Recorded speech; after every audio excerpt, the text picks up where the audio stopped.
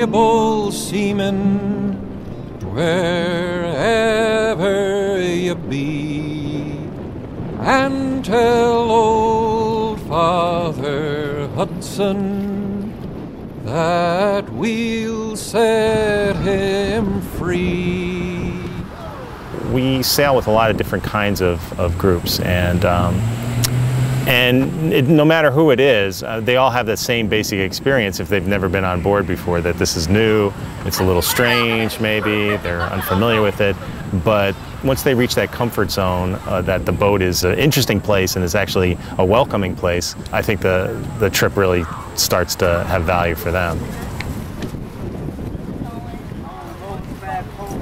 We will break people up into groups, and we have different activities that we set up for them, depending on what the needs of the group are.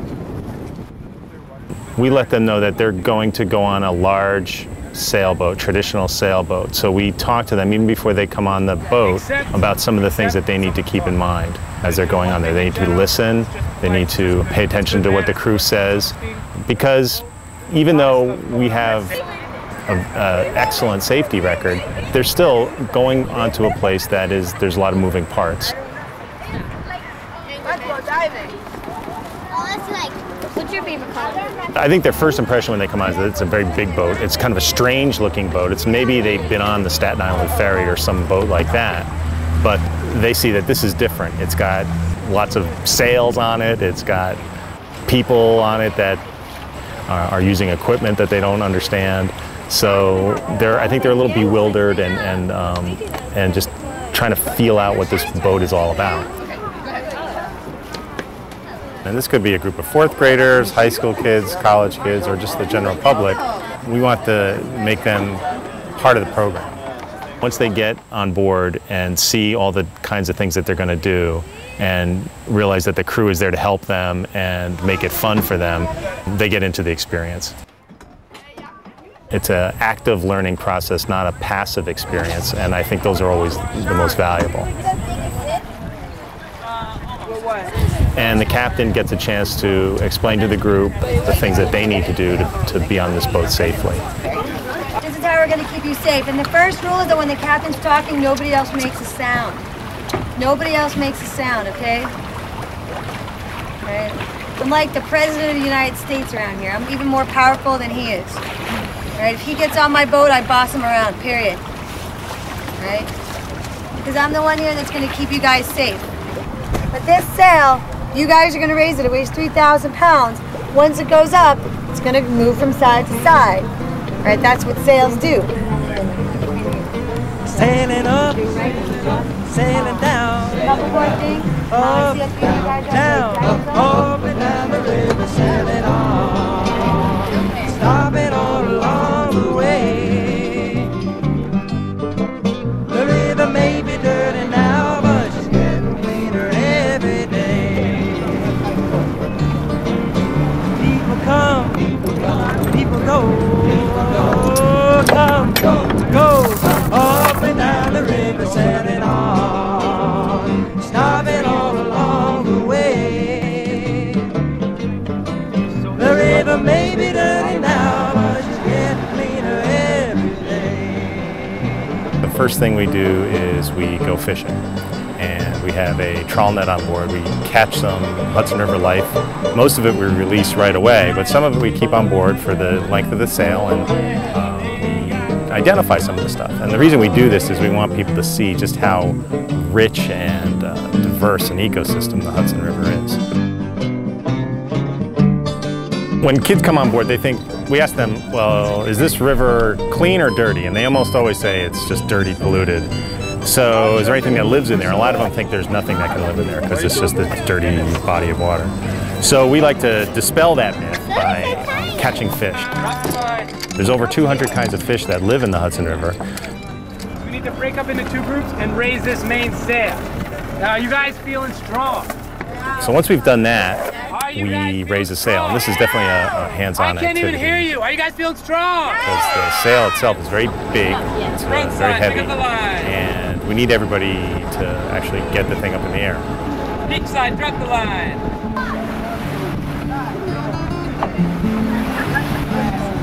You may want to just take one step back so that your hands.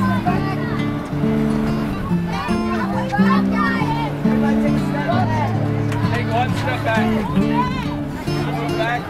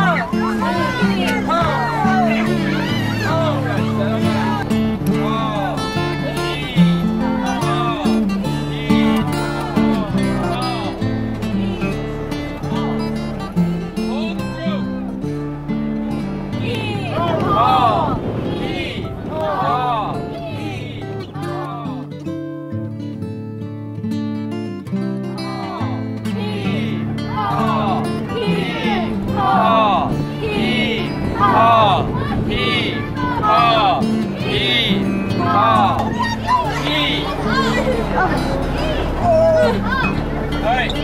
Guys, come on! This is not a library! Hold that line to let's play. Carry the line forward.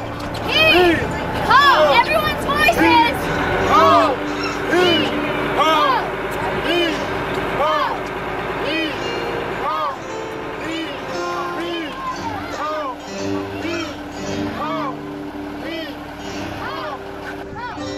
Okay, now we're gonna do 2 6 heaves, okay?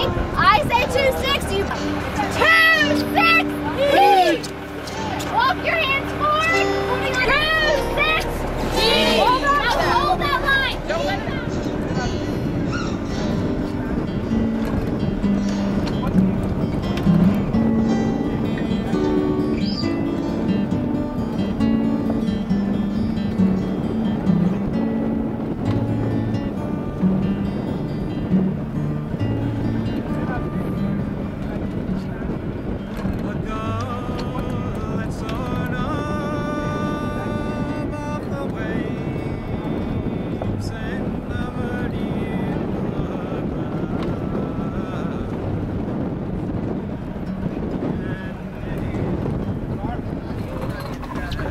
Once you get everybody over there, we come back in.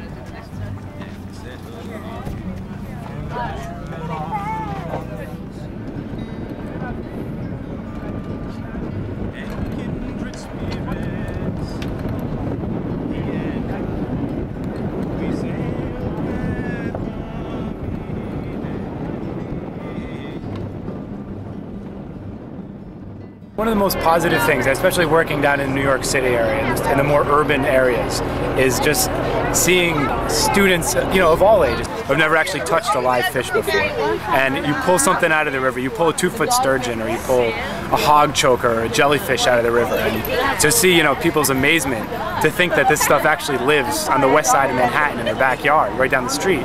There still is a sort of perception that persists that the Hudson is a polluted wasteland, dead river place, and a lot of people still feel that way, which was sort of the case, 35, 40 years ago, and it really no longer is the case, and it's really great to see when people are exposed to the fact that the Hudson is alive, that it's doing well. This way we all stay together in rhythm. I think I had 3 or 4 students now this time ask me about volunteering, ask about interning. See all these like squishy things right here? Oh my god. These are called comb jellies. They're actually not jellyfish, though they're similar to them.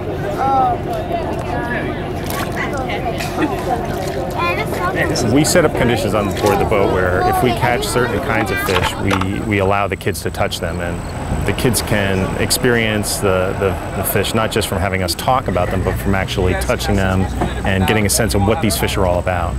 Some of these fish might include things like an eel, American eels that are pretty common in the river and have an interesting life history. So we'll catch the eels and the kids can touch them and try to figure out, is this a fish, is this a snake, what the heck is this thing? And how might this fish live, and what does it do during the course of its life? We have this small little flounder-like fish, it's called a hog choker, It's a flatfish, and they can touch that fish, and they understand, well, why did it get a weird name like hog choker? What's behind that? So they can ask those questions, and they can come up with the answers themselves instead of just having us tell them. It's called a hog choker. It's a really cool fish. It actually, see out right now, it's kind of on its side. When they're real small and first hatch from the egg, they actually swim like a normal fish up on their side, and they have an eye on both sides, like normal fish do, an eye on both sides. But then as they mature, they start swimming on their one side, and their eye actually migrates. Their eye goes and moves, so they have two eyes on one side of their head. And if you look real closely, catching fish out of a river that you once thought maybe was polluted and messy and nothing could possibly live in there. But then all of a sudden bringing up all these cool creatures and getting a chance to actually touch them and experience them in a different way, I think that really does a lot to change people's basic attitude about what the river is all about. We pull out crabs and hold the crabs in front of the kids, and their eyes light right up because they couldn't. A lot of them just never believed that something like that could live here. Or seahorses. When we're in New York, we catch seahorses, and to them that's something that they just see on a cartoon movie. They don't realize that they're actually real live animals that are living right next door to them. Clearwater's actually been used as a model for similar programs. We're one of the first programs that ever actually used a boat for environmental education. And the program that we developed has been used as a model for groups from all over the country and actually all over the world.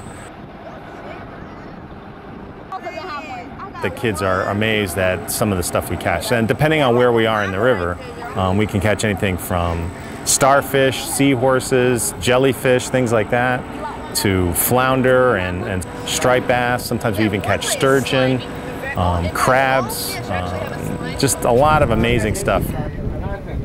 And none of them have stickers, do they? This kind actually does. See how his skull or the top of his head is a little spiny? This is a baby sea robin. One of my favorite fish ever. They're a little spiny, but they're not so bad. So we have been spreading the word and getting people to use the idea of boats as a way to connect people to their water and their watershed. And it's a great way to do it. We'll also bring some folks back to the tiller, and they get a chance to steer and navigate the boat. And they also are becoming part of the crew, because essentially what we're doing is we're making them volunteer crew members for the next 3 hours.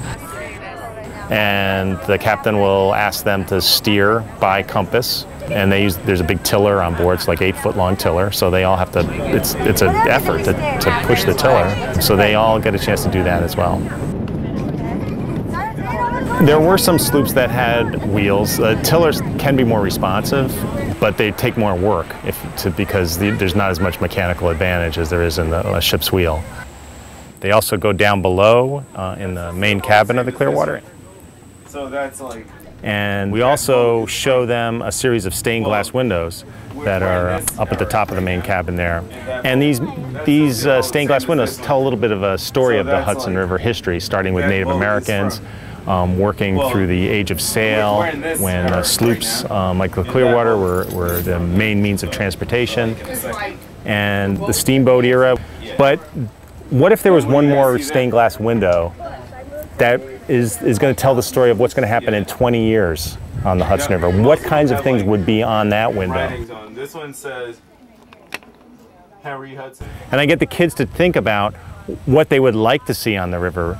How would they like to see the river look? What kinds of things would they expect to find on the Hudson River 20 years from now? Is it going to be a cleaner river, a better river, or is it going to take steps backward? And what can they do to help that process? We all take turns. Everybody on the boat, from the captain down to the volunteer, down to myself, pitches in, with anything ranging from raising the sails to teaching, to cleaning the floors, to washing dishes, to cooking even when the cook has days off, somebody's going to cook. Now this is called a kitchen on a boat. It's called a galley. The same thing, but it's just got a different. So this is like a pretty small space, right?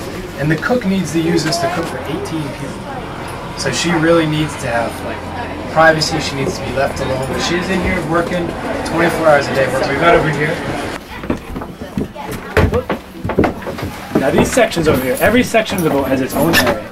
That's called a bilge. And there's a couple things going on here. One, you see this big metal thing right here? This is the axle that connects the engine. Clearwater has a tradition of actually getting kids who have maybe just been on for a 3-hour sail to come back as a volunteer. We have a volunteer program where people can come on board the boat for a week. And when they come on board, they become part of the crew and they learn how to sail the boat. They learn how to teach the groups that come on board, and they learn how to help maintain the boat. So we either gotta go up on deck, and then there's some people sleeping on deck. So you think about it, because it gets really, really hot down And here. some of them even come back later and become either an apprentice or a crew member or an educator. It's been known to happen, and sometimes it's even a captain. So anything's possible, and we have a variety of programs to try to encourage kids to extend that experience from just the field trip to do other things. So that's what we work towards. We work towards getting them involved in the Hudson and in Clearwater and helping us out in what we do.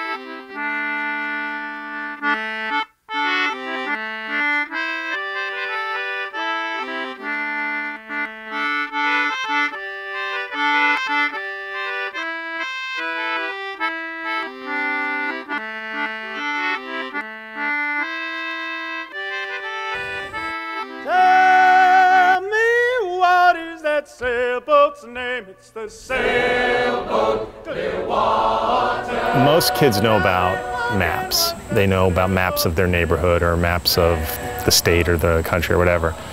When you go on a boat, you need a different kind of map. And a map helps you find your way. So the information that you'd find on a map of the river is going to be different than the information you're going to find on a street map. So we have those maps on board, and we tell the kids, look, imagine you're Henry Hudson back in 1609, and you're coming up the river the first time. What map are you going to use? What kinds of information would he have wanted to know about the river as he was making his way up? And things like, how deep is the river, right? So he would be making notes of that. They would be charting that information and writing it down and creating their own map.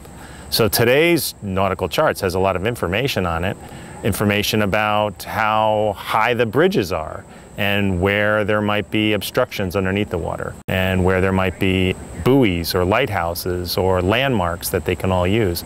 And they can see those things. They can look at the chart and they can look out over the river and they can line the two up. What does that say right there? 95th Street West, 90th. Right? See right there, Soldiers and Sailors Memorial? Yeah. That's, 1, 2, 3, 4, 5 blocks north of that. I mean, you can see the blocks. New York Cities are really easy to navigate by from the water. It's easy to navigate by on land, but it's easy to navigate by on the water because you can see right down. When you're even with 42nd Street, you can look and you see all the bright lights. Entering New York City from the water and docking there is a really great way to experience New York. It's interesting because as you go along the Hudson River Valley by water, you get a whole different perspective of the Hudson River communities. And a lot of these communities too, you never see this face of them, their waterfront side. And these communities are now starting to look at their waterfront as not a place that's a dump site, but as a place that can really enhance their tourism and maybe be a springboard for economic revival for the rest of the community. I think that's one of the legacies of a cleaner Hudson River. It's gotten people excited about their waterfronts at all these different towns and made them want to pay attention to them and take care of them. We sail anywhere from the Albany area down to New York City into Long Island Sound. So there's quite a diverse range of communities in that area. So, yeah, rural schools and urban schools.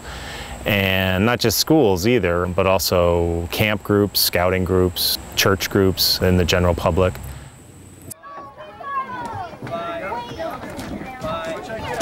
The boys and girls were learning about the Hudson River and keeping it clean, and a little bit about the life in the Hudson River, the zooplankton and the phytoplankton. We had 2 classes go this morning, 2 this afternoon, including me, and then we have 2 tomorrow morning and 2 tomorrow afternoon. We come every year. The idea of Clearwater, actually the original idea, was to find an old Hudson River sloop and restore it. And the original name of the organization was not Hudson River Sloop Clearwater, but it was Hudson River Sloop Restoration. So the original plan was to actually find an old sloop and bring it up and restore it. But as they looked around, most of the old sloops, they had disappeared by the early 1900s. They were gone. They were just big wooden boats that had lacked maintenance, so they were rotting and fell into disrepair, and most of them had sunk. Some of them had been converted into barges. And that was a challenge because it wasn't just like there were plans in some desk somewhere about how to build a Hudson River sloop. So they had to wing a lot of it just from what they could find, designs and drawings and things like that. So basically there weren't any sloops to restore. They looked around, they couldn't find any. So instead what they did was they decided to build one from scratch, and that's where they got Cy Hamlin involved to actually create a design. They start raising money for it. And then May 17th, 1969, after much fundraising and concerts and those sorts of things, they launched the boat from South Bristol, Maine in May 17th, 1969. It took over 3 years to build, and they hadn't even finished paying for it when they launched it, so they decided, well, we're going to have to do some more concerts. When they launched the boat, they stopped at different ports along the way down towards New York City and did more concerts. And the Clearwater began its career of trying to bring people's attention to a very polluted Hudson River at that point.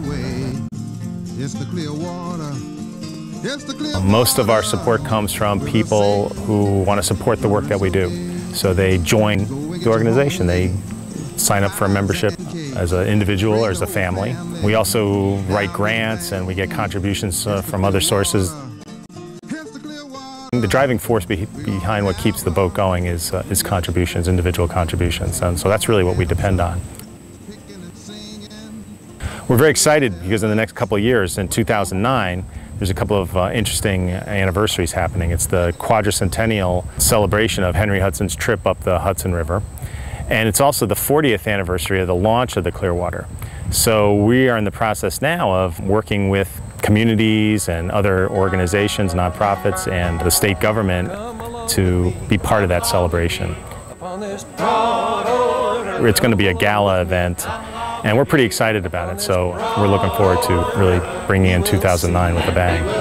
What we can do, for if we work together in all kinds of weather, there's no telling what the power of the people and the river can do. Come along with me, on this broad old river. Come along with me, on this broad old river, and we will see, what we can do, Because when we work